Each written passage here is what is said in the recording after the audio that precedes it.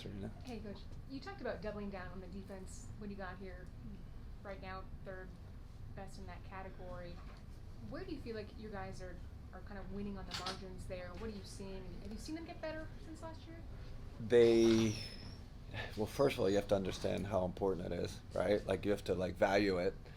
They value defense, and then and I don't know, right? You got to be just careful with the comparisons, right? But I know we are turning teams over. I think that was maybe a shift from last year. I know it was big shot profile. I think was the big one. I think we're being a little more proactive in terms of aggressiveness on the ball, aggressiveness in pick and roll, trying to turn teams over, and part of that is fueling our offense, right? And the early returns, so far so good. Negative side is that we're fouling a little too much, but it's hard. It's hard to do both at an elite level, but we got to try to foul a little bit less. When talking to the guys the past couple of days about where you're at rankings wise, it's interesting because none of them are really like, oh yeah, that's great. We're here. Instead, it's more about nitpicking like all these other areas that they can get better. Is that kind of what you want that mindset to be?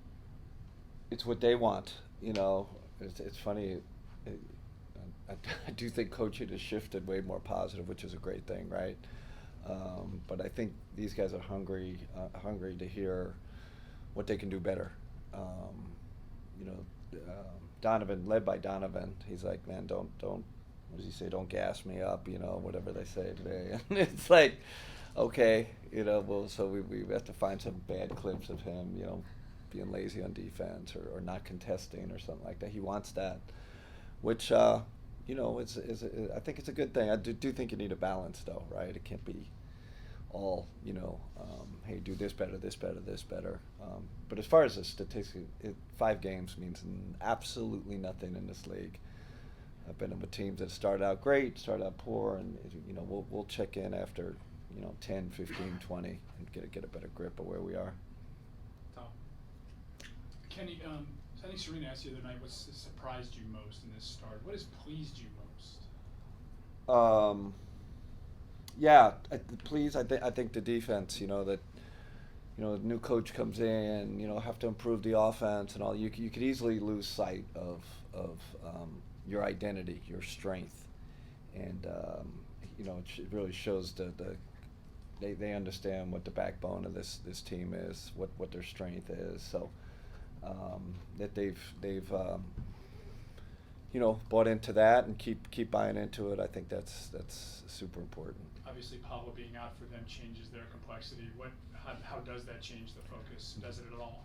No idea. I mean, for you, I'm guessing, right? Yeah. It's probably more Franz Wagner. I think it's more Suggs, and then one of those guys off the bench, right? They have some real explosive guys off the bench. Cole Anthony, I've seen him go for 25 in a blink of an eye. So, you know how it is, Tom. This is the league. It's we're not like celebrating Paolo's out. It's just a lot of guys out there, a lot of guys on the roster that can score. And Orlando, you know better than I do.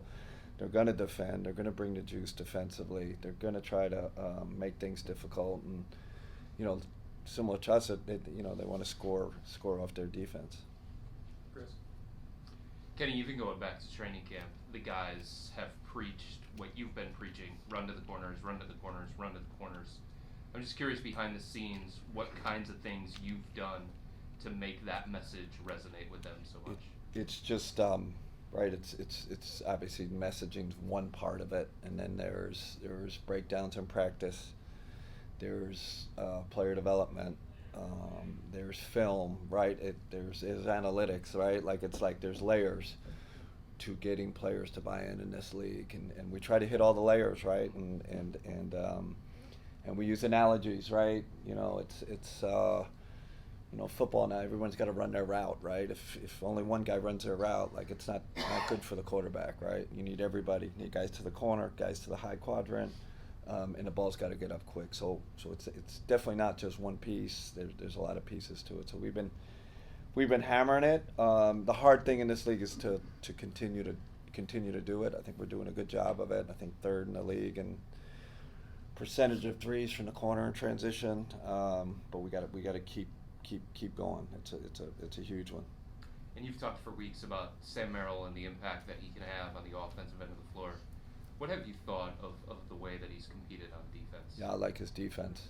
You know, I texted him the other night. I said, "Listen, your shooting's going to come. Like, I'm not worried. You're in the rotation because you defend, and you compete, and you take charges, and you're active, and sometimes I think shooters, guys like Sam get labeled, just as a shooter. I look at him more as a overall player, you're not just in this bucket. Like I see more there, and I think Kim and Karras, right, that bench, George is part of that. They come off and they give us a different look, a little more, aggressive, on pick and roll. So he's a big part of that.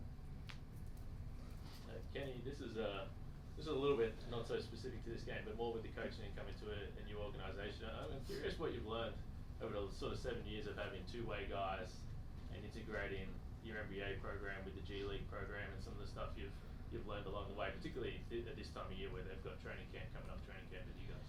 Yeah, it's a I don't even look at the roster like it's 15, right? I look at it like it's 18. That's first. So those guys are kind of part of that first, and I always look at it like what we want out of those guys. We want them to help us win 4 or 5 games, 6 games. I've seen it happen before. It gets a little tricky now because they've started training camp. It's like, man, where did they go? And then is Jalen going to practice with them or not practice? And do we need him in our rotation? We're going to Milwaukee tomorrow. Is it more beneficial to bring the two-ways with us on the roster, or should we kind of leave them with the G League team? So it has become take up 20 minutes of your coaches meeting. You have an hour coaches meeting, take up 15, 20. What the plan is, how we're where we're moving those guys, when we're moving them, and obviously focused on their development piece, because I know when they're going to need to. I guarantee it. There's going to be and it'll be sooner rather than later. We'll need one of those guys to help us win a game. Right. The other day, Jared Allen was talking about in terms of why he thinks the offense has had so much success. He mentioned how well he thinks that you guys have operated when the ball has gone through Evan. Yeah. When that happens, with everything that Evan can do, how much trust do you have that the next decision is the right play? More and more.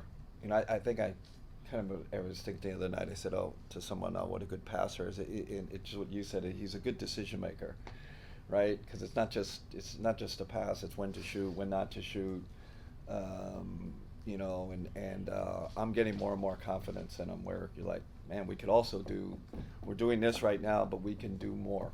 We can do more, and within the realm of teamwork. But he's convincing me faster than I thought that he's more skilled than I thought, better decision maker than I thought, better shooter than I thought. So that opens up a world. We can't rush it though, right? We can't just like jam it. But this is I'm really it keeps me up at night in a good way. Like, man, how else can we use him? Could we use him in low post pick and rolls? Like, can we use him straight pick and roll? I don't know. Like he's got that kind of ball handling ability, decision making ability. So it's gonna be fun to see where that goes. Is it almost tough to balance the excitement of possibilities with wanting to balance that and give him time? For sure. And I think we've done a pretty good job. It's definitely dosage. We're not when all of a sudden, man, your usage is like you got a 40% usage rate. Obviously, his usage rate has gone up.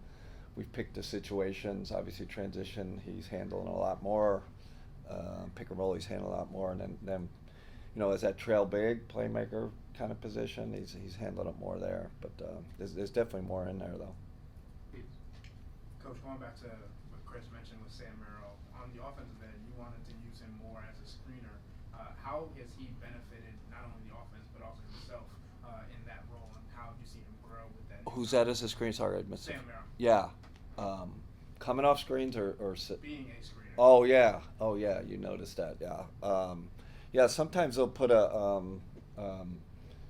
maybe a weaker defender on him sometimes, because he's not a pick and roll guy, so we'll put him in actions because he's really good at slipping out of stuff, and he can also set, and then he'll just do it randomly, right? We're going up in transit, and that's part of this kind of spacing, but there's a little bit of chaos to it.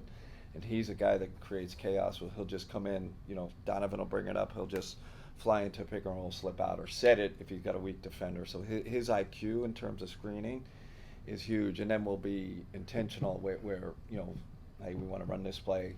Let's put Sam here and let's have him screen on the ball. So you continue to see that. He's really good at it. Tim. Hey, Tim. Kenny, I want to circle back on the bench as well.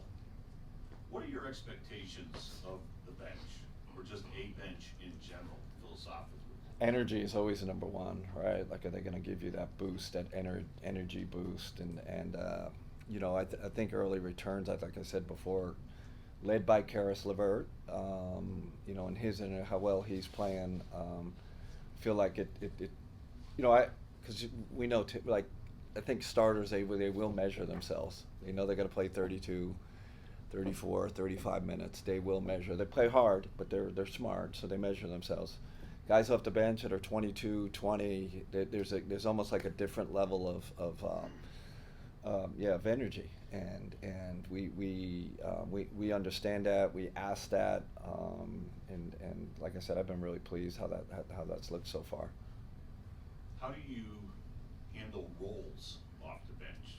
Yeah. Is that just individual conversations, like this Yeah. is what you're expected to do? Yeah, absolutely, and then it's Brian Hill knows as NBA players, they like their minutes, like they knowing when they know that when to go in, when they're going in, when they're coming out. You see our rotations are pretty set. I think that's important to players, that they know, and then the roles we're constantly talk on individual conversations, film. Hey, this is Sam Merrill, man, you're a really good screener, on the ball, go ahead and do that. Isaac, I think he really knows his package, what that looks like. Each guy is pretty defined.